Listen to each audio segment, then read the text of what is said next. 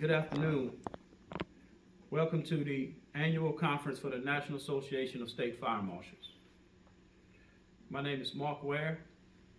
This PowerPoint presentation will be based on the future of community risk reduction and why should it matter.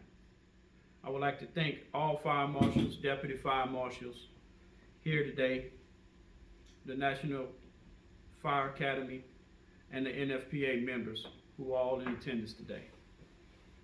A brief background of myself. I'm the fire chief for Corliss Fire Department in Sulphur, Louisiana. I've been in the service for 18 years. 2 years currently as the chief for the department. I'm enrolled at Columbia Southern studying a master's degree program in fire executive leadership with a concentration of public administration. My education lies also with a bachelor's degree in fire administration from Columbia Southern and a fire science degree from Columbia Southern. I also have an associate's degree in emergency service technology from Louisiana State University at Eunice. Why should community risk reduction matter? That is the question. Why? Before we can understand the why, we all need to be on the same page of what is community risk reduction. Community risk reduction is the process used to identify risk factors unique to your community and mitigate them using a coordinated, strategic approach allowing all agencies such as fire, police, EMS, community leaders and activists, and city officials to play an integral role in saving lives, property, and the environment through a whole community approach. Community risk reduction. Again, it is not a mythical creature. It's not something that just we thought about one day and it became an issue. It has been used and studied in all facets of this world. Community risk reduction is the future. Whether we want it or not, it has been behind the scenes loading. It is also part of the future of fire prevention. Without a community risk reduction plan, we are making educated guess on what is the actual problem and what the need is. The future of fire prevention lies at the feet of the individual effort expressed by the executives within the fire service. The Fire Marshal's Office provides information and education needed to guide the state fire service departments with up-to-date codes and enforcement standards. Strategic planning reviews for high-risk areas. This is accomplished through quantitative data collected from both volunteer and career departments through your state. City safety and health divisions and risk management, and data collection through the National Fire Incident Reporting System, NIFRS, aids in the direction of the prevention efforts. Using that data, we're able to collect in the state of Louisiana's the fire loss profile for 2023.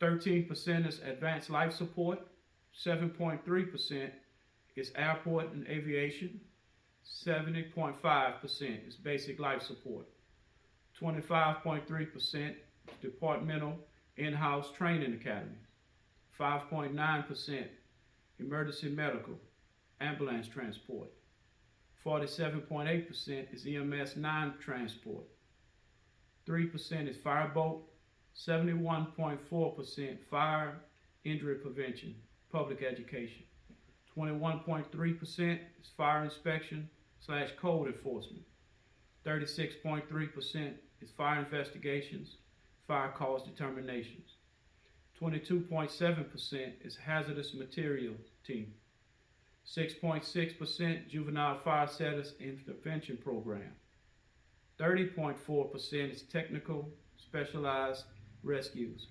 80% is vehicle extrication, 45% is wildlife, wildland, urban interface.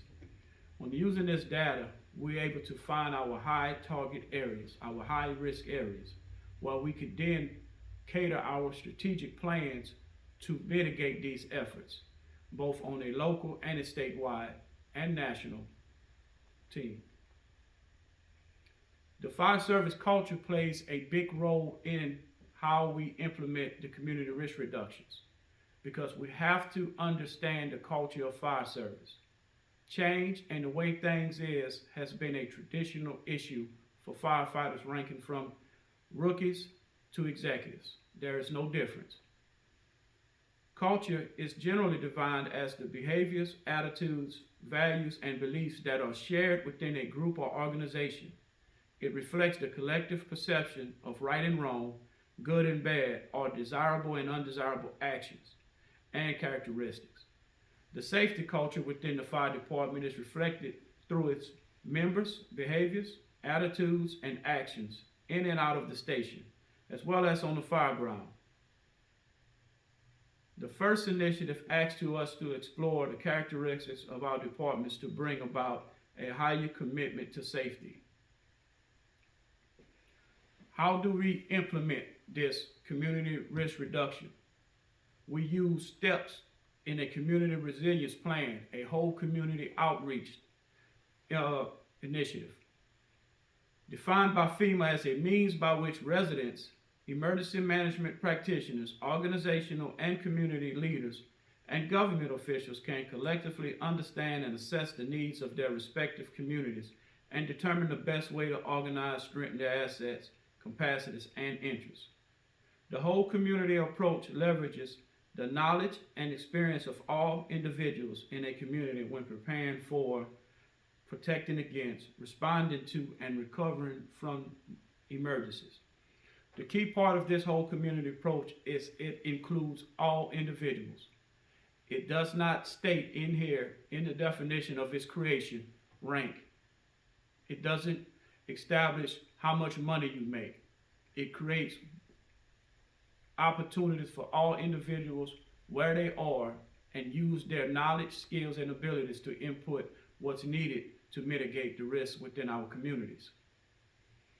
We have to ensure a diverse group motivation.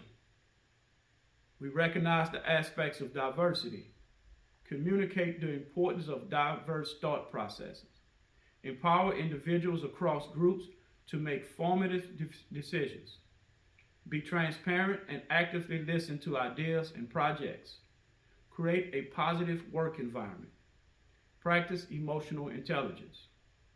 Whenever we're doing a community risk reduction plan, it will not just be one group of people. We're going to be dealing with police, fire, community activists from all walks of life, no matter your race, no matter if you're white, black, Asian, Korean, or whatever. We have to all be able to work together. We have to stay motivated. And the executive leaders have to be the change agents and welcome everybody in these meetings. We utilize state fire marshal assets because one thing we do not have to do is reinvent the wheel. We have programs in place that are just not being enforced at all levels. Or they're being enforced, but they're being enforced individually, not all together as they should be. Some of these lists are home fire safety checklists, cooking fire safeties, smoke alarm installation and brochures, fire escape planning, Fire Prevention Month, and Fire Prevention Week. These are all assets that we could participate in collectively in emergency service. Training. Training in small groups and large groups is how we implement this. Through workshops, teaching, letting people gain more knowledge, using their skills. Some may need coaching and some may need formal education, but that's our responsibility to deliver that to the public. So with our employee training and education and professional development opportunities, we have to utilize cost-effective ways to do that. Some of these cost-effective ways are free courses from the VISION 2020 project. The VISION 2020 project focuses solely on community risk reduction. It has strategic planning, ways to do data collection, and it's all available for you free. IFSTA Resource 1, FEMA has courses that could help the public and fire departments and police departments understand how the NIMS program and how the incident management team operates. because this is all will be ways that we have chains of command and everyone can be accountable for their own division and actions. National Fire Academy offers classes free of charge for all municipal departments. It's ways that we could get our executives and our firefighters trained, fire prevention people trained into everything. Texas A&M and Engineering Extension Service, TEEX, Alabama Fire College, Columbia Southern University. We can schedule both in-person and virtual training with community involvement members, volunteers, and employees from all agencies.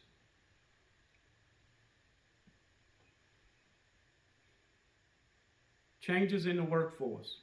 We've all been faced with the COVID-19 pandemic. It changed the way we operate. The new hiring processes, the influx in people within states. People are switching states, people are moving around, so we're getting different walks of life. We're getting people switching from fire to police, from police to fire, and vice versa. So we have to look into diversity, equity, and inclusion. Hybrid office relationships. Digital transitions in a data-driven workplace. Leadership importance, the professional development. Global employment. Workplace team building and safety initiatives. Our workplace have to become a safe environment. An environment that cultivates relationships and is not a judgment zone. The challenges that we're going to face in diversity, equity, and inclusion is, unfortunately, some people do not see it as an obstacle. But it's clearly an obstacle when the nation is being driven right now with these programs. Something has changed.